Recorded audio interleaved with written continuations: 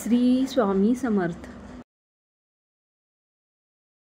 Hello, हाय, नमस्कार। तुमचं स्वागत आहे माझं चॅनल नीता इजी शिलाईमध्ये। तर 2 दिवसापूर्वी आपण 28 साईज ते 44 छातीपर्यंत कटोरी ब्लाऊजचं पेपर कटिंगची सिरीज चालू केलेली आहे। तर बघा, फक्त 28 आणि 29 साईज दाखवलेला आहे आज। तर काय झालं, 28 साईजचं बऱ्याच जणांनी पाहिलं पण 29 साईजचं पाहिलं नाही। फक्त ते 29 साईजचं पेपर कटिंग आहे असं नाही आहे, तर त्यामध्ये गळ्यानुसार कसं बदल झालेला आहे हे देखील दाखवलेलं आहे। त्यामुळे तुम्ही तो देखील व्हिडिओ पहा, कारण ज्यावेळी 28 साईजचं पेपर कटिंग मी दाखवलं त्यामध्ये गळा पाठीमागचा 9 होता। 9 गळ्यानुसार मी किती शोल्डर घेतलं, किती मुंडा घेतलं हे बदल झालेच। पण तेच जर समजा 28 किंवा 28 आणि 29 मध्ये इतका काही फारसा बदल होत नाही। मग तुम्ही समजा 28 छाती असेल आणि पाठीमागचा गळा जर 7च असेल तर किती मुंडा आणि शोल्डर हे तुमच्या लक्षात येतं, म्हणून मी ती साईज दाखवलेली आहे। तर ते 28 साईजच आहे असं धरला तरी सुद्धा काही फरक पडत नाही। तर तुम्ही तो देखील व्हिडिओ पहा। 7 इंच गळा आहे पाठीमागचा आणि पुढचा देखील गळा थोडा छोटाच आहे। त्यानुसार शोल्डरमध्ये आणि मुंड्यामध्ये काय बदल केलेत हे तुम्हाला त्या व्हिडिओमध्ये पाहायला मिळणार आहे। त्यामुळे तो व्हिडिओ तुम्ही नक्की पहा। तर आज मी दाखवणार आहे कटोरी कशी वाढवायची।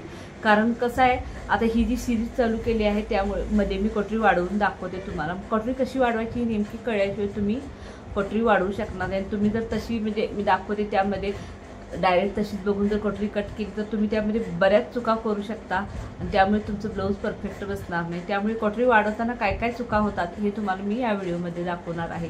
कटोरी कशी वाढवायची हे जर तुमच्या लक्षात आलं तर तुम्ही त्या कटिंगनुसार तुमचं कोणत्याही मापाचं कोणत्याही प्रकारचं ब्लाऊज कटिंग करू शकता। त्यामुळे आजच्या व्हिडिओमध्ये कटोरी कशी वाढवायची हे तुम्हाला दाखवणार आहे। तर व्हिडिओ पूर्ण पहा, अजिबात स्किप करू नका। आणि तसेच जर तुम्हाला माझे व्हिडिओ आवडत असतील तर लाईक, शेअर आणि सबस्क्राईब करायला देखील विसरू नका। तसे बेल आयकॉन देखील नक्की क्लिक करा। तर आणखीन एक सांगते, कटोरीचं माप कसं काढायचं हे देखील एक मेन प्रॉब्लेम आहे।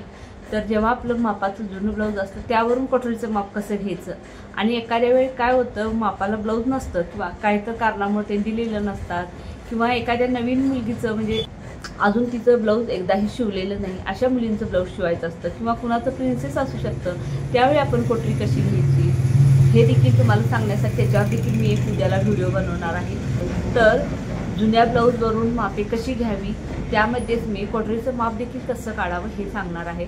तर दोन्हीचं मिळून तुम्हाला उद्याच्या व्हिडिओमध्ये पाहायला मिळणार आहे। तर तो देखील व्हिडिओ तुम्ही आवर्जून पहा, कारण तो व्हिडिओ स्किप केला तर तुमचं हे राहून जाईल की कटोरीचं माप कसं काढायचं। आता बघा, आपण कटोरी कशी वाढवायची पाहणार आहोत। तर मी काल 29 साईजचं किंवा 28 साईजचं जी ब्लाऊज कटिंग केलेले आहेत त्यातली जी कटोरी आहे तीच घेऊन तुम्हाला मी कशी वाढवायची हे दाखवणार आहे तुमच्या। तर आपण ही जी 28 साईजचं काल आणि परवा 2 जी ब्लाऊज कटिंग केलं होतं 28 आणि 29 साईज, त्यातली मी ही कटोरी घेतलेली आहे। जी मेन कटोरी निघलेली होती ती घेतलेली आहे कटिंग करताना। यामध्ये काही वाढवलेलं वगैरे नाही। तर तुम्हाला माहिती आहे ही मेन कटोरी, तुम्ही जर ते व्हिडिओ पाहिले नसतील तर ते व्हिडिओ पहिला पहा, म्हणजे तुमच्या लक्षात येईल ही कटोरी आपण कटिंग करताना निघलेली होती। तर कटोरी चुकण्याचं सगळ्यात मुख्य कारण म्हणजे आपलं हे ब्लाऊज पीस असो किंवा अस्तर असो, आपल्याला असं तिरकं ठेवायचं आहे। तर हा आहे बघा, तर बघा हा आहे सरळ भाग आणि हा आहे सरळ भाग, आणि हा आहे असा तिरका आणि हा आहे तिरका भाग।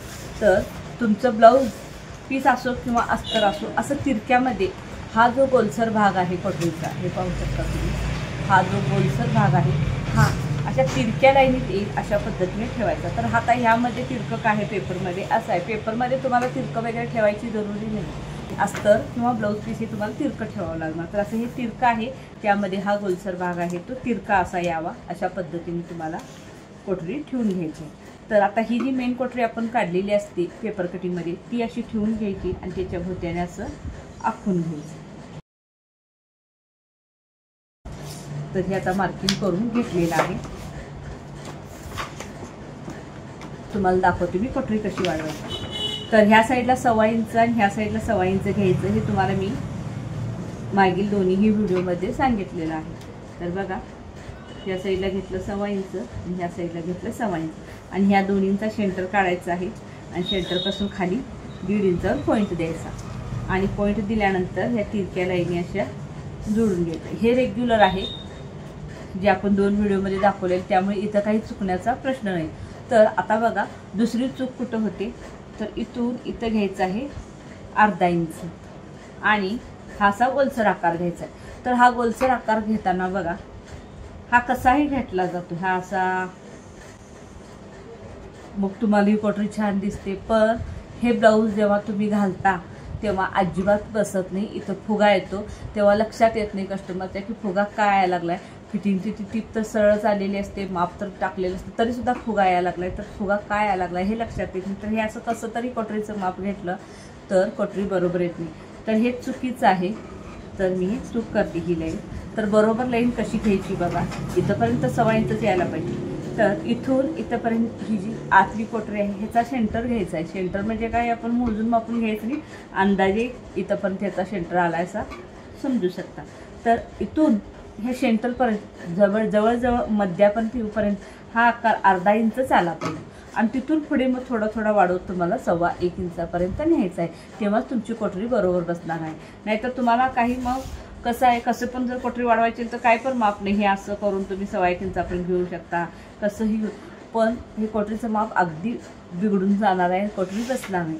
तर आता इथंपर्यंत बघा अर्धा इंच येईल अशा पद्धतीनेच आपण कटोरी घ्यायची आहे। तर हे बघा हे माप आपलं अगदी कमी आलेलं आहे, आणि इथून थोडं थोडं थोडं थोडं थोडं थोडं वाढवत मग 1.25 इंचापर्यंत न्यायचं आहे। तर अशी असते कटोरी वाढवायची। तर ही जी लाईन आहे ही मेन लाईन आहे, आणि ह्या साईडला काय मग 1.5 इंचावर पॉईंट देऊन हे असं तिरकं आखून घ्यायचं। ही तुमची झाली दुसरी चूक। तर 3 चुका मी सांगणार होते। तर पहिली चूक तुम्हाला सांगितली ती म्हणजे हे तिरक्या ह्याच्यामध्ये आपल्याला ठेवायचं आहे। तर हा कटोरीचा जो गोलसर आकार असतो तो लावताना ओढला जातो, त्यामुळे हा एक्स्ट्रा असतो आपला। तर ही जी कटोरी असते ती साईड पीसपेक्षा 1 इंच एक्स्ट्रा असते, त्यामुळे साईड पीस ओढत आपल्याला लावायचा असतो, आणि हा जो गोलसर भाग असतो तो मुरवायचा असतो। त्यामुळे काय होतं, या कटोरीचा जो आकार आहे तो अगदी असा व्यवस्थित आपल्या छातीमध्ये बसतो। तर आता तिसरी चूक म्हणजे इथून इथंपर्यंत जो आपण डाच घेत होतो, तर ते तुम्हाला सांगायचं मग प्रत्येकजण सांगतात, मी बऱ्याच जणांचं बघितलं 2.5 इंचाचं घ्यायचं, 2.5 इंचाचं घ्यायचं। तर हा 2.5 इंचाचा डाच घेतला तर हे किती अंतर राहते पाहू शकता तुम्ही। प्रत्येकीलाच 2.5 इंचाचा डाच बसेल का, नाही, कारण प्रत्येकाची उंची काही समान नाही। किती तर अशा लेडीज आहेत की एकदम गिड्डे असतात, आणि कितीतरी उंची असते त्यांची, तर प्रत्येकीला हा डाच बसेल काय नाही। तर काय करायचं आहे सांगा, जे मापाला ब्लाऊज येतं त्याचा डाच मोजायचा आहे। आपल्याकडे प्रत्येक वेळा मापाला ब्लाऊज येतात, डाच मोजायचा, आणि मापाला जर ब्लाऊज नसेल तर अंगावरून माप घेताना इथून इथंपर्यंत हा जो टक्स पॉईंट असतो तो मोजून घ्यायचा, आणि वरून टक्स पॉईंट टाकायचा, त्यावेळी आपल्याला हा डाच मिळतो। तर मी बऱ्याच जणींचं शिवण क्लास घेतात त्यांचं वगैरे, बऱ्याच जणांचं ऐकलं की 2.5 इंचाचा डाच घ्यायचा, 2.5 इंचा, पण प्रत्येक वेळा 2.5 इंचाचा डाच हा व्यवस्थित बसू शकत नाही। त्यामुळे हा डाच कसा घ्यायचा यावर देखील तुम्हाला ब्लाऊज कसं बसतं हे निर्भर असतं। तर काही लेडीज असतील ते अगदी गिड्डे असेल आणि तिला तुम्ही 2.5 इंचाचा डाच घेतला तर ते टोक येतं, असं वर फुगतं, आणि असं टोक येतं त्या कटोरीला आणि वर फुगतं।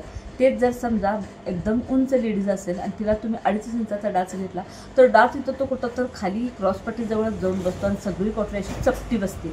त्यामुळे कटोरी चपटी होऊ नये म्हणून हा डाच व्यवस्थित घेणं हा गरजेचं आहे। तर हे बघा, तर आपली ही कटोरी आता वाढवून तुम्हाला मी दाखवलेली आहे। तर आता ही कट करून घेते, तुमच्या लक्षात येईल, कारण इथे आपण बऱ्याच लाईनी आखलेल्या आहेत।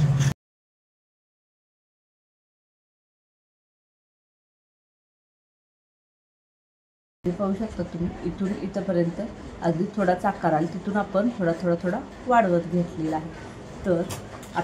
तर ही बघा ही कटोरी घेतलेली आहे आपण वाढवून। तर यामध्ये 3 चुका तुम्ही काय काय करता हे मी सांगितलेलं आहे। तर उद्याच्या व्हिडिओमध्ये मी जुन्या ब्लाऊजवरून मापी कशी घ्यायची, आणि कटोरीचं माप नेमकं ब्लाऊजवरून कसं घ्यायचं, आणि ब्लाऊज नसेल तर कसं घ्यायचं हे सांगणार आहे। तर तो व्हिडिओ पाहायला तुम्ही अजिबात विसरू नका। हा व्हिडिओ तुम्हाला कसा वाटला मला नक्की कमेंट करून सांगा, आणि हा व्हिडिओ पूर्ण पाहिल्याबद्दल तुमचे मनापासून धन्यवाद। थँक्यू।